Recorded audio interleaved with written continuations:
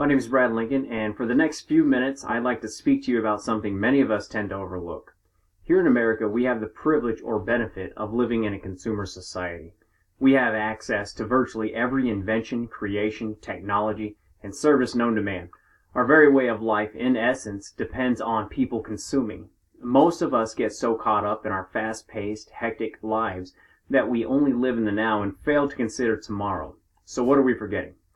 In a 2012 survey by Bankers Life and Casualty Center for Secure Retirement, retirees were asked what their most important piece of financial advice would be to younger generations.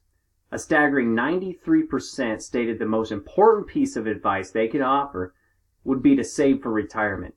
This advice is coming from people that have lived out their careers, many only to find out they failed to save enough for retirement.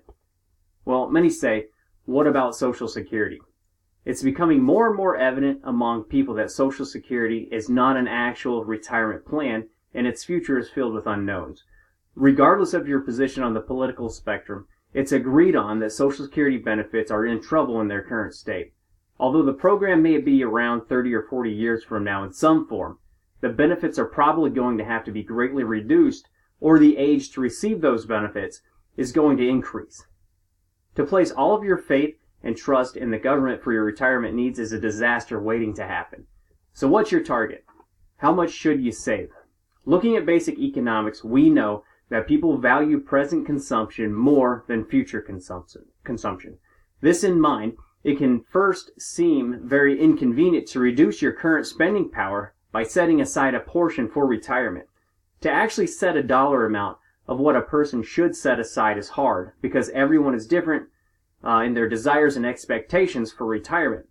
Fidelity Investments suggest a person retiring at age 65 should have 10 times your final salary saved if they intend on living similar to their pre-retirement lifestyle. So a person making $50,000 a year when they retire should have $500,000 saved.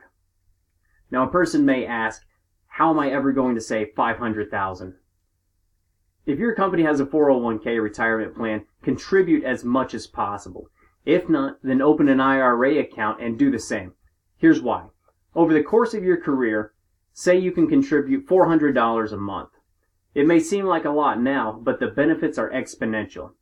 Even if you started at age 35 with an annual compounding interest rate of 7%, at age 65 you would have saved over $508,000.